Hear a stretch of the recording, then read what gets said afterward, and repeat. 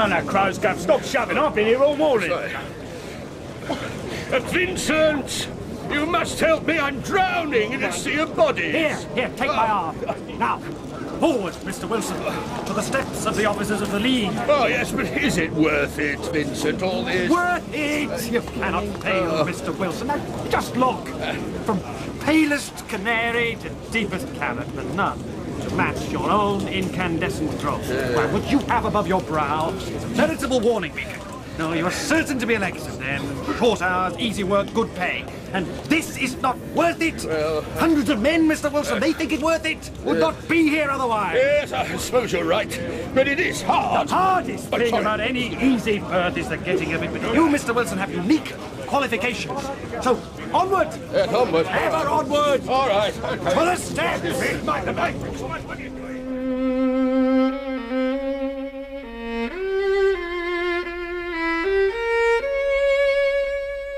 The Red-Headed League by Sir Arthur Conan Doyle. Dramatised for radio by Vincent McInerney. With Clive Merrison as Sherlock Holmes and Michael Williams as Dr. John Watson. And featuring James Grout as Jabez Wilson and James Wilby as Vincent Spaulding. The Red-Headed League.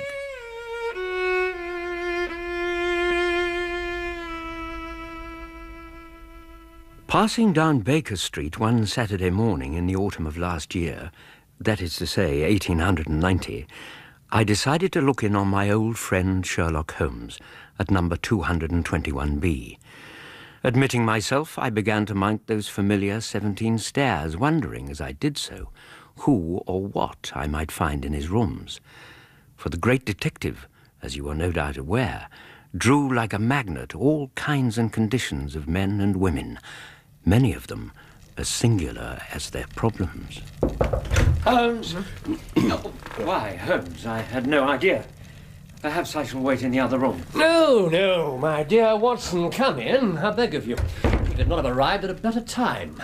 Allow me to introduce Mr. Jabez Wilson, a pawnbroker with premises in Coburg Square, near the city. Mr. Wilson? While Dr. Watson, Mr. Wilson, has been my partner in many of my most successful cases, and will no doubt be equally indispensable to me in yours also. Servant, Doctor. The case itself, Watson, promises to be one of the most unusual to yet come to my attention. Indeed, Mr. Wilson has begun a narrative which seems to bear out my observation that the strangest and most compelling events often leave room to doubt whether a crime has been committed at all. But you must hear for yourself from Mr. Wilson's own lips. So unique is the train of circumstances he's begun to describe. At this, the portly client puffed out his large chest and simultaneously ran his finger down the advertisements in an old newspaper pulled from his greatcoat pocket. As he did so, I attempted, after the fashion of my companion, to read any indications which might be presented by his dress and appearance. An average British tradesman, I thought, obese, pompous and slow. Grey trousers, black frock coat, drab waistcoat, brassy Albert chain with square piece of metal dangling from it, faded top hat and overcoat. Nothing remarkable was my initial conjecture, but his blazing red head and expression of extreme discontent. However... To add to your own thoughts, Watson has done manual labour, takes snuff, is a Freemason, has travelled to China, and, of course, has written a lot lately. Why, Mr. Holmes, how in the name of good fortune did you know all that?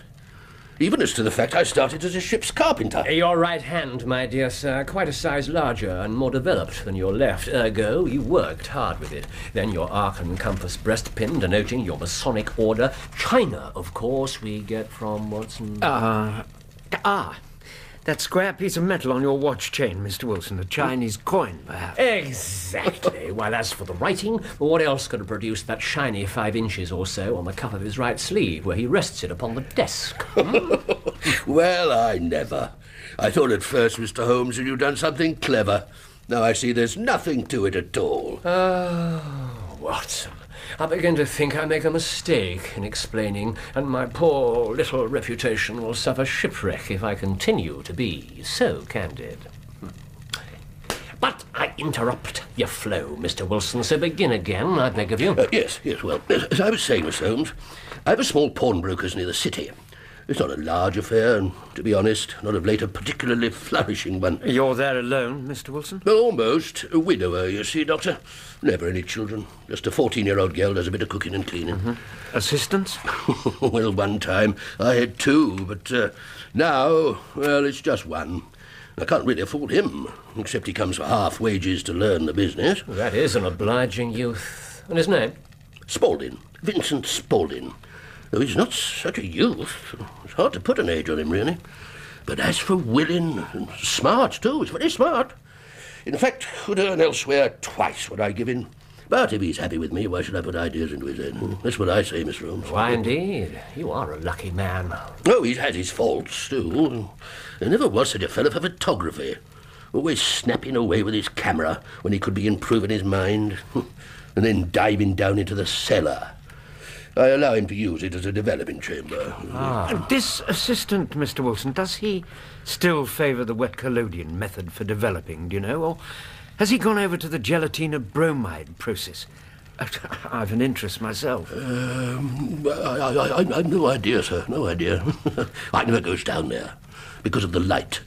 He's very particular about the light, or lack of it, which condition he claims he must have.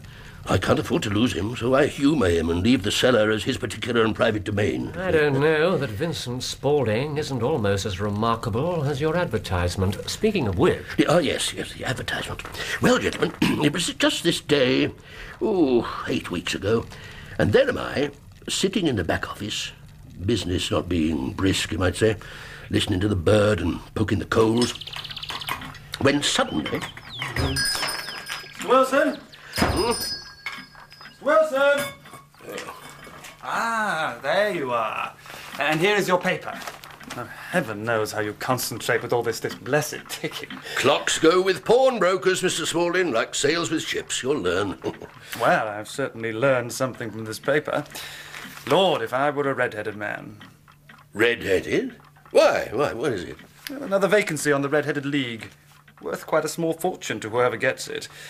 And with there being more vacancies than men who qualify, well, I hear the trustees are at their wits' end what to do with the money. A league? Did you say, Mr. Spaulding, of redheads? You've never heard of them? That I do find strange. Let me put a kettle on while you read this, and I'll tell you what I know. To the Red-Headed League. On account of the bequest of the late Ezekiah Hopkins of Lebanon, Pennsylvania, USA, there is now another vacancy open which entitles a member of the League to a salary of £4 a week for purely nominal services. All red-headed men who are sound in body and mind and above the age of 21 are eligible. Apply in person on Monday at 11 o'clock to Duncan Ross at the offices of the League, 7 Pope's Court, Fleet Street. What on earth does it mean? Well, as to that, it seems the League was founded by an American millionaire, Ezekiah Hopkins, very peculiar in his ways, and a violent redhead himself. He had no dependents, and when he died, his trustees found themselves charged with providing easy berths for other men of a fiery hue. Surely there are millions who would apply for such a post. Not so many as you might think. Confined to Londoners, I believe, due to the fact that Hopkins began from here. Then, of course, it is grown men only, and with the necessity for a positively volcanic top-knot. Like yours, Mr. Wilson. I hear, too, the work is easy, need not interfere with any other business a man may have. Well, I'm sure that may be so, although... True. What is the quick money against the security of life you enjoy here? The steady income. But there again, if you really feel... Indeed I do, Mr. Wilson, indeed I do. Applications to be considered from 11 o'clock. Why, it is almost that now. Indeed it is that now. So, your coat, Mr. Wilson, quickly, while I call a cab. Very good. At which point you put up the shutters and set off for Pope's Court. We did. Spaulding was very willing to have a holiday, and as he seemed to know so much about it, well, it seemed only fair to take him with me. Very fair.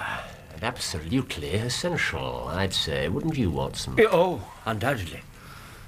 You went via Fleet Street, I take it, Mr. Wilson. I did, Doctor. And I tell you, when we got there, such a sight as I never saw before, nor hope to see again. From north, south, east and west, every man who had a shade of red in his hair seemed to have gathered to answer the advertisement. Fleet Street was choked to the pavements, while Pope's Court, well, it looked like a fruit barrow full of blood oranges. There were so many redheads packed side by side. Straw-coloured lemon, orange, brick, Irish setter, liver, clay. I was for giving up in despair, but Spaulding pointed out that there weren't many with that real vivid flame-coloured tint I have. And then, dragging me by the arm, pushed and pulled and batted me through the crowd and right up the steps to the office. There was a double stream on the steps, some going up in hope and some coming down in despair.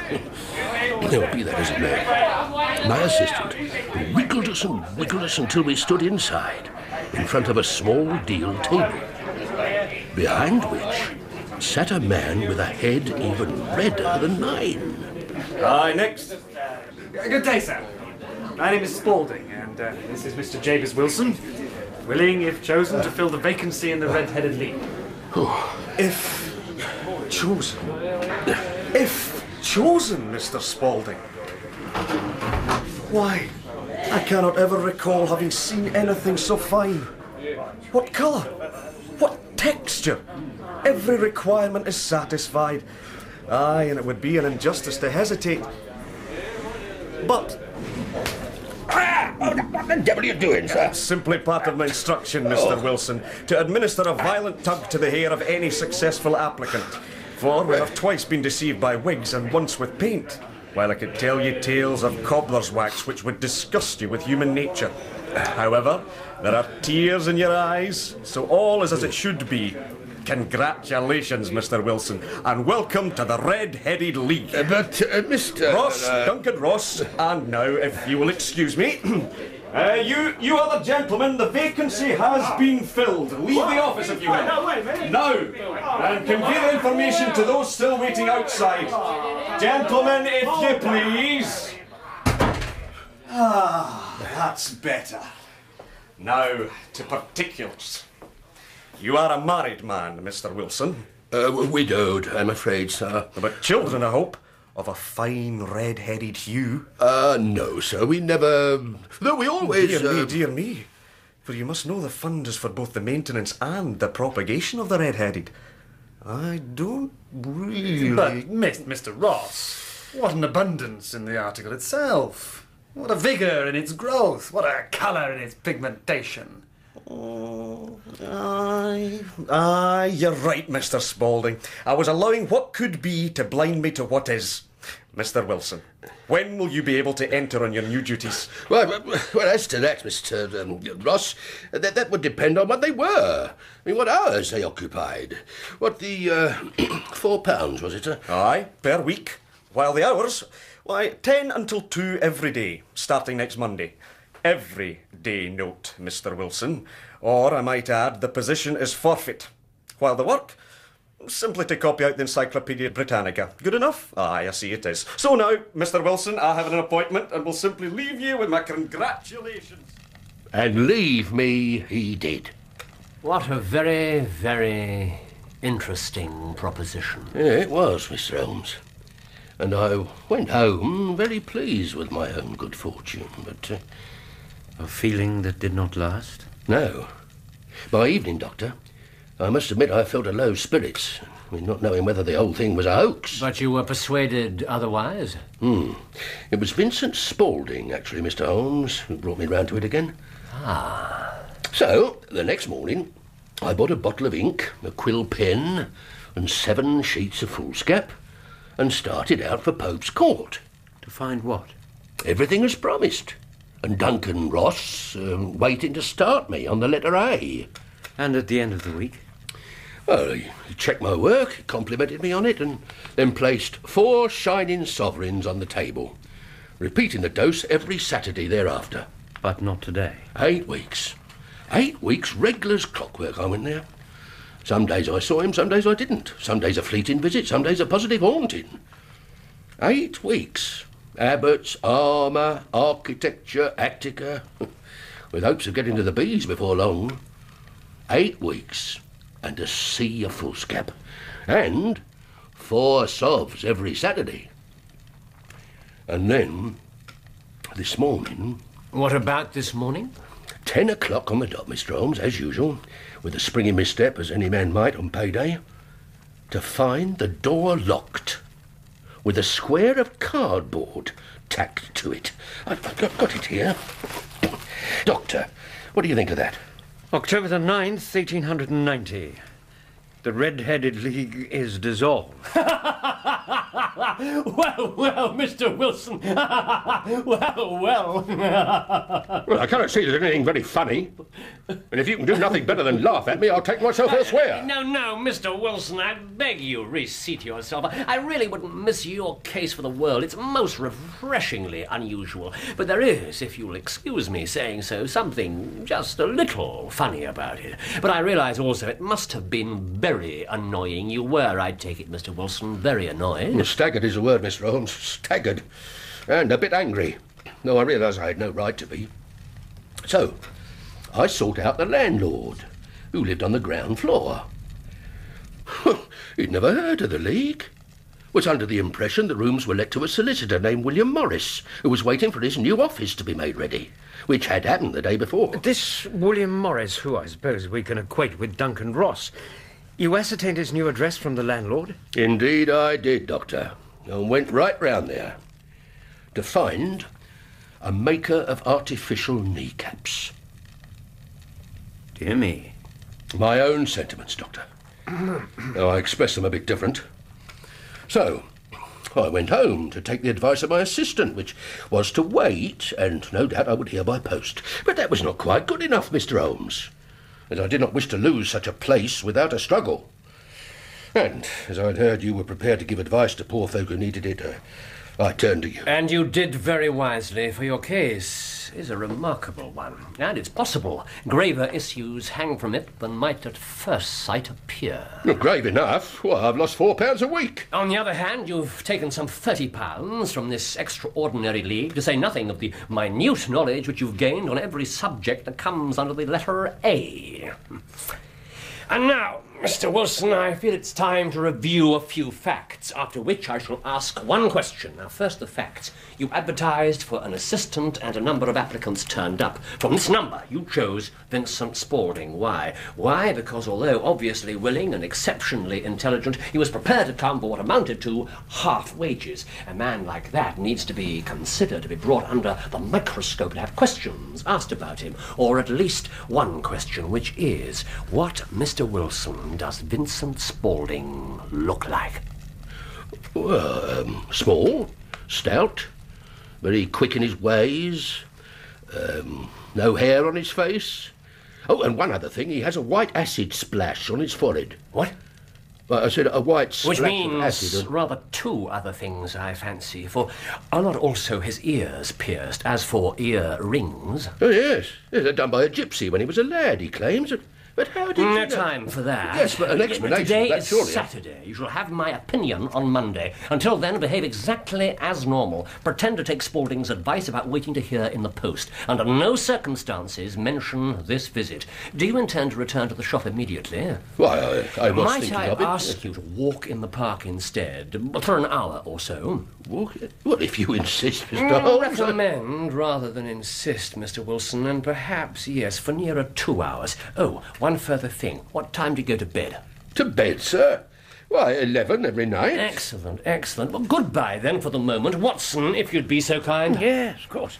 Here, let me help you with the coat, Mr. Wilson. Thank you. Yes, I'm not sure that that's enough. Monday, and now goodbye, Mr. Wilson. Mr. Holmes. Yes, goodbye. Say. Monday, goodbye. Well, Watson, what do you make of it all? Frankly, Holmes, very little. It all appears very mysterious. So it is. In fact, it is quite bizarre. Though, as a rule, the more bizarre a thing is, the less mysterious it proves to be. But I feel, be prompt over this particular matter. Then what do you intend to do? To smoke. It is quite a three-pipe problem. And at that, he immediately curled himself up in his chair, with his thin knees drawn up to his hawk-like nose, his eyes closed, and the black clay pipe thrusting out like the bill of some strange bird. I had come to the conclusion he had dropped off asleep, and indeed had myself begun to. Watson! Watson, wake up! Holmes? What is it? Sarasate, Watson. Plays today at St. James's Hall. Now, do you think your patients could spare you for the afternoon? Oh, I suspect so, Holmes. But whether my wife... Nonsense, my friend. Mrs. Watson is a veritable mine of understanding. True, although I'm not sure in Mary's case that to understand all necessarily means to forgive all. However... Good man. Then first to the city, Coburg Square to be exact, then lunch and then music. I notice it's mainly a German programme, all to the good. German music, as you're no doubt aware, is introspective to a high degree, and today I would introspect.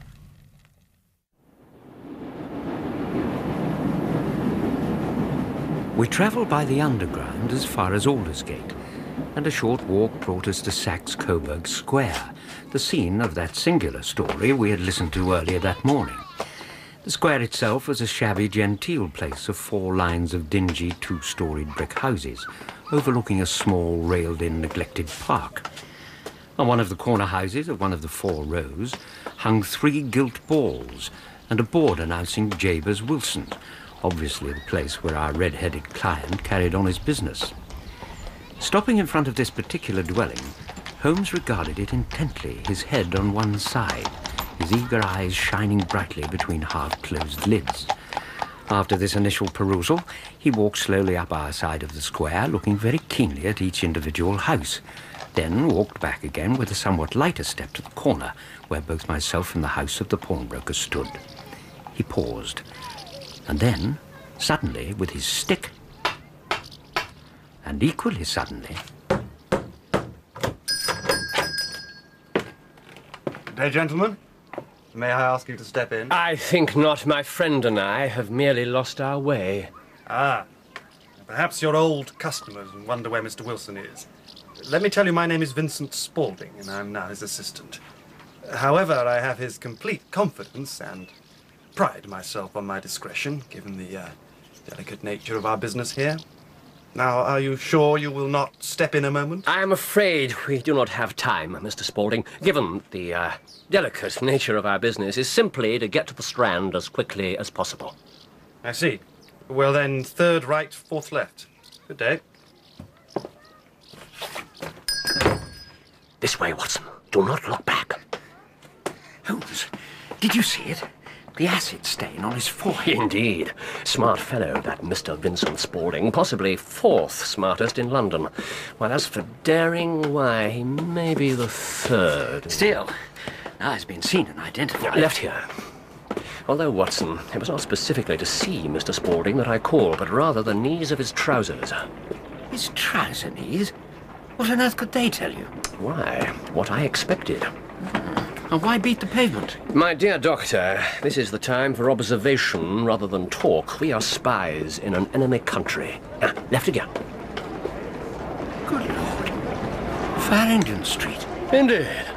Fashionable Farringdon Street. Yet the back of these fine shops and buildings abut onto that line of houses we've just left in Saxe Coburg Square. A line that includes that of our friend Mr. Wilson. Who would have thought it? Such prosperity here, while 2 turns of a block away. Yes, they are interesting, are they not? These shops on this particular block. Mortimer's, the tobacconist's, the little newspaper shop, the Coburg branch of the City and Suburban Bank, then the vegetarian restaurant, and finally McFarlane's carriage building depot, which carries us to the next corner and means we've now done our work and are due some play. So, first a sandwich and a cup of coffee, then off to Violin Land, where all is sweetness and delicacy and harmony, and there are no red-headed clients to vex us with their conundrums. Come, Watson, Sarasate and Mendelssohn call, though not, of course, in that order. No, of course not.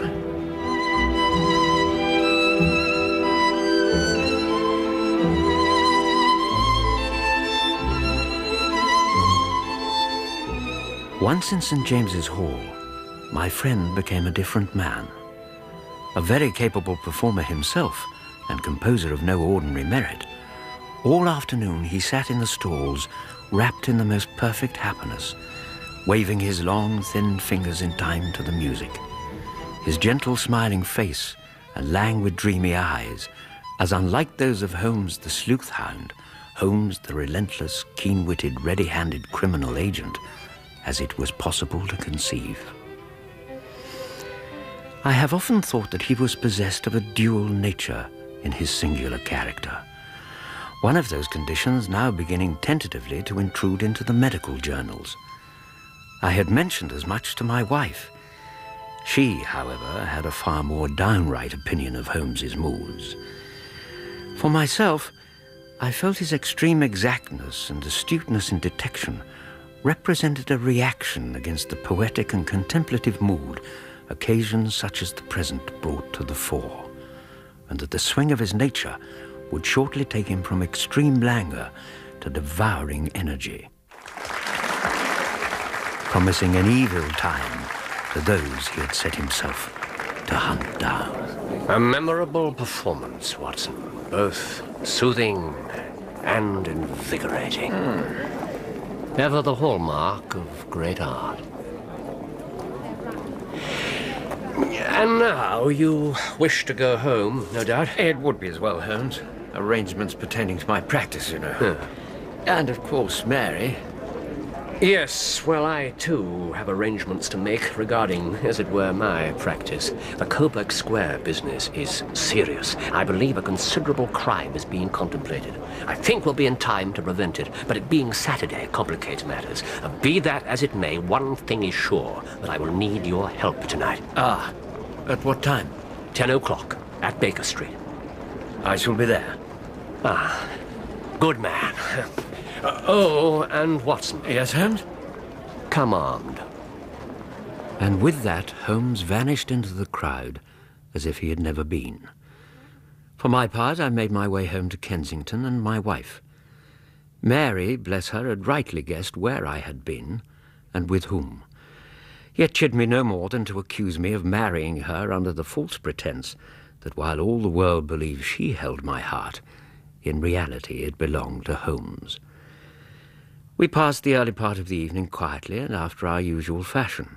For me, an open fire, an armchair, and a good book, while Mary sat quietly at a work table bent over some sewing. Then, as 9 struck, I made preparations to leave. Marking and closing my book, I lifted the bull pup onto my vacant chair, better to guard its mistress. Then, taking down my overcoat, I slipped my service revolver into the right-hand pocket, said my farewells, and so set off. I crossed the park and entered Baker Street to find the door of 221B open and a pair of hansoms waiting. Making my way upstairs, I was surprised to hear the sound of voices from Holmes's rooms. I entered to find him in animated conversation with 2 men. One I recognized as Peter Jones, the police agent.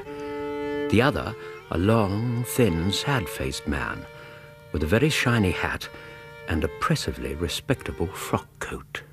Ah, Watson, our party is complete. I think you know Mr. Jones of Scotland Yard. Inspector? So now let me introduce you to Mr. Merriweather, her further companion in our night's adventures. Mr. Merriweather. How do you do? Hunting in a pack again, you see, Doctor. Our friend Mr. Holmes here is a wonderful man for starting a chase. All he wants is an old dog or two to help him do the running down. Ah, yes, indeed, Mr. Jones. As long as the chase is not after a wild goose. As to that, Mr. Merriweather, I feel as I might speak for the complete confidence you may place in Mr. Holmes. His methods, true, are sometimes fantastical, but I hope you won't mind me saying so. He has the makings of a detective in him, and I'll go even further.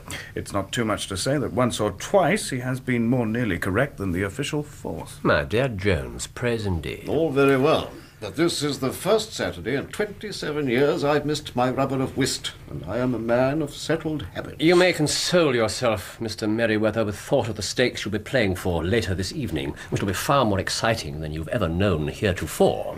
As for you, Jones, the prospect is of a man you've been waiting to lay your hands on for a long time now. Yes, John Augustus Clay, nephew of a royal duke.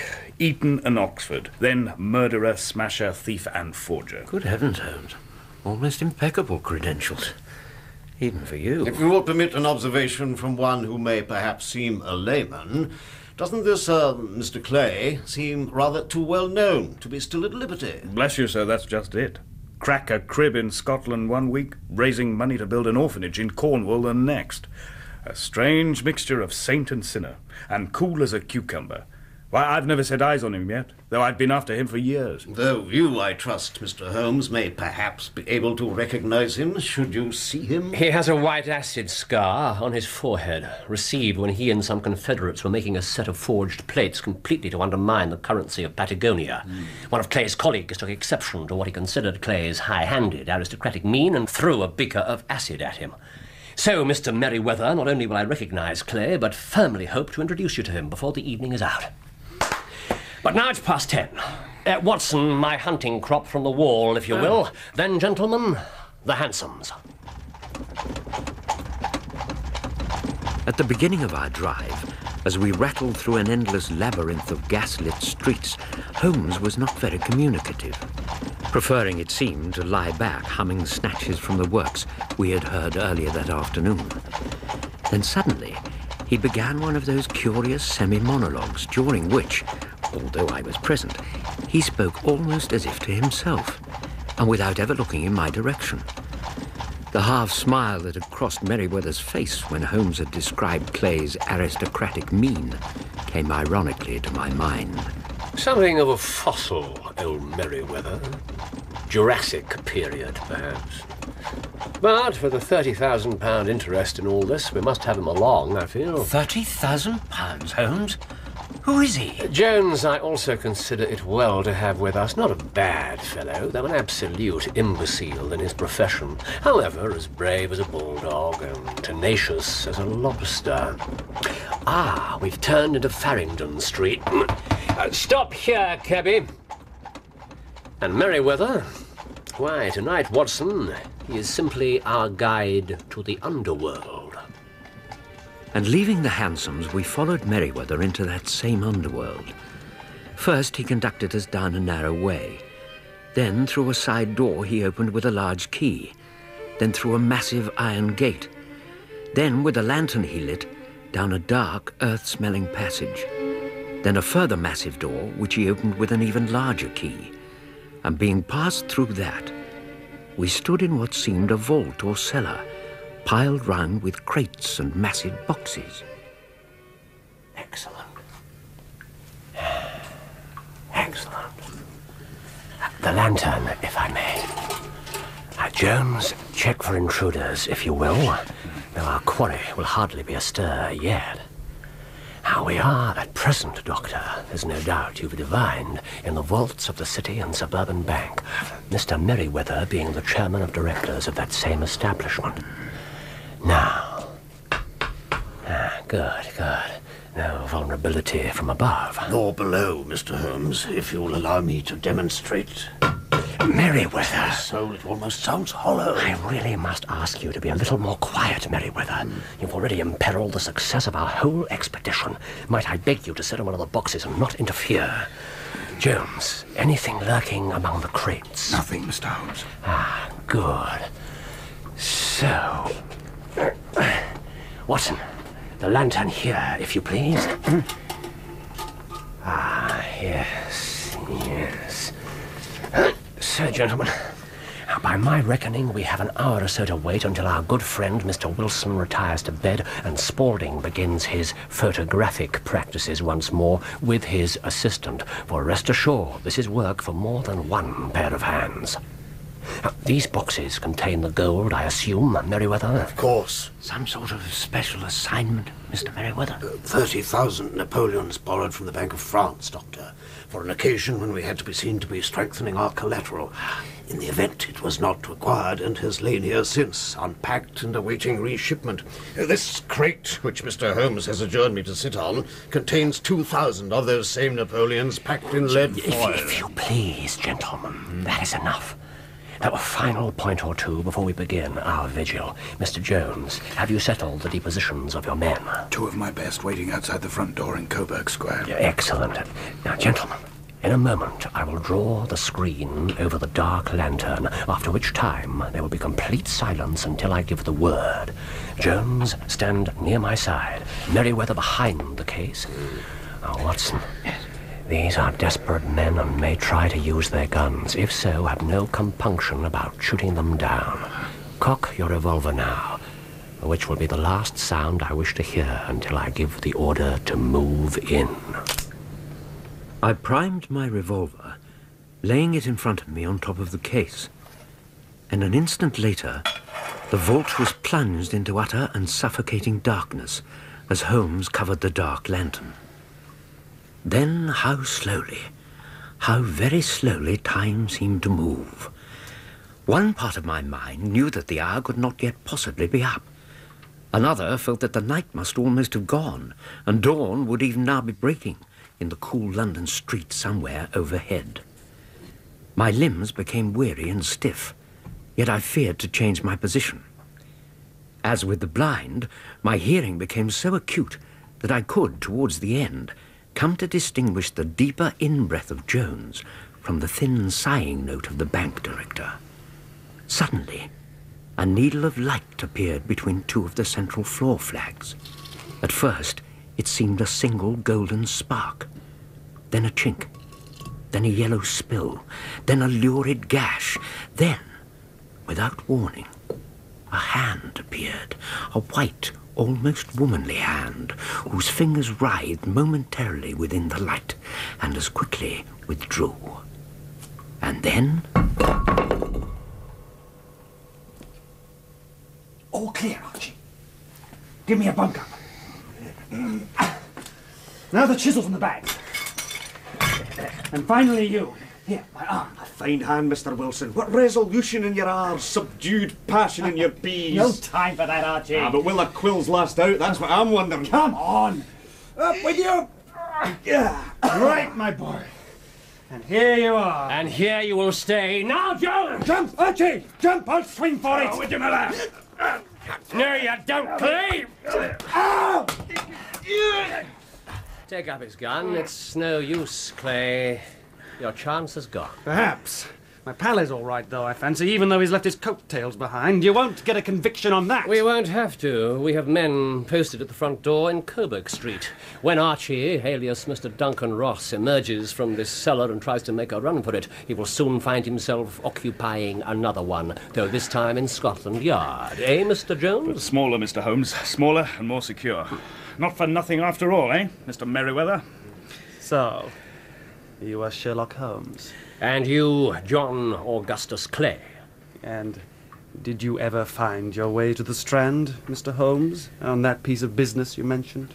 Once I saw the disposition of the buildings in Farringdon Street, not to mention your trouser knees, I realized there was more pressing business nearer home. I see. Oh, you seem to have done the thing very completely, Mr. Holmes. I compliment you. And are you?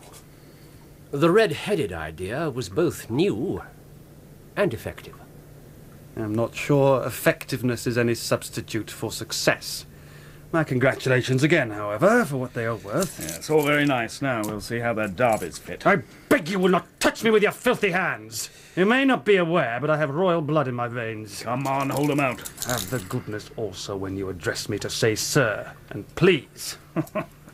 Well, that beats everything, Mr. Holmes. Oh, excuse me, Mr. Clay. Now you've condescended to have the cuffs on, perhaps you'll march upstairs with me to get a cab to carry your highness to the police station. That is better. Hardly acceptable, but better. Come along. Gentlemen. Mr. Holmes, I don't know how the bank can repay you. There is no doubt to my mind you have defeated one of the most determined and ingenious attempts at robbery that has come within my experience. I agree. and agree that I do not see how yours or any other financial institution could repay my cogitations. At the same time, I have been at some small expense over this matter, for which I expect some degree of recompense. Watson, shall we? Mr. Merriweather, you'll want to lock up, I trust.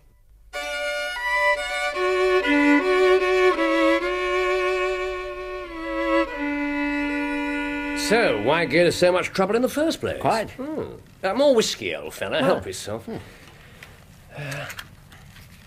Yes. So it seemed perfectly obvious to me that the only possible object of this fantastic business of the advertisement and the copying of the Britannica was to get our not very bright pawnbroker out of the house for a number of hours every day. And as I intimated to Clay, it would be difficult to think of a better idea than the one he eventually pursued. It was probably suggested initially by the colour of the hair of Clay's accomplice, Archie, alias Duncan Ross. So, they fixed upon Wilson's colouring as the line, set £4 per week as the lure, and caught their fish. £4 being nothing to men playing for 30,000. What was it first alerted your suspicions? Clay, Spaulding as he was, coming for half wages? Exactly. Why would someone of Spaulding's undoubted attributes take such a nondescript position? If there had been a woman in the house, I would have suspected a mere vulgar intrigue, but that was obviously out of the question. Yet there had been elaborate preparation and expenditure. But for what? Then Wilson mentioned the cellar. You asked your wonderfully pertinent question about photographic developing, which told us Wilson was totally excluded from that room, and then, the game was on. I must confess I suspected something about the cellar. Get no further myself. Then I found we were dealing with Clay, one of the coolest, determined and most daring criminals in London, who was doing something in the cellar of a small pawnbroker's. This I had to see for myself. You remember I beat on the pavement in front of the house, simply to see if the cellar stretched in front or behind. And as it was solid in front of the house, all the action was obviously happening towards the rear of the building. Then I knocked at the door. I hardly looked at Clay's face. His trouser knees were what I wanted to see, worn, wrinkled and stained with hours of burrowing. The only remaining point was what they were burrowing for, and round the corner, in Farringdon Road, stood the answer, a branch of the City and Suburban Bank. But how did you know it would be tonight? The League, my dear fellow, closing up its offices, meant Wilson's usefulness was over. That is, they must have completed the tunnel. A further important factor from their point of view, of course, was that a robbery carried out on a Saturday would give them 2 clear days for their escape. How beautiful. Your chain of reasoning. Such a length, yet every link rings true. It saved me from ennui. That terrible boredom that, alas, I already feel closing in on me again, even now. My life is spent in one long attempt to escape from the commonplace of existence. These little problems help me to do so. And when there are no problems... Holmes. It is late, Watson. And Mrs. Watson. Holmes, you know how I feel about the cocaine. Man is nothing. It is the work that is everything. As Flaubert wrote to Georges Sand. Good night, my friend. Holmes. Watson. Good night.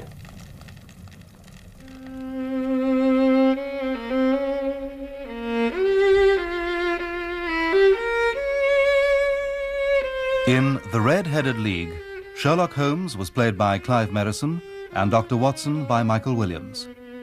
Jabez Wilson was played by James Grout and Vincent Spaulding by James Wilby, with Nigel Carrington as Inspector Jones, James Green as Mr. Merriweather, and Sam Graham as Duncan Ross. The violinist was Leonard Friedman. The Red-Headed League was dramatized for radio by Vincent McInerney and directed by Patrick Rayner.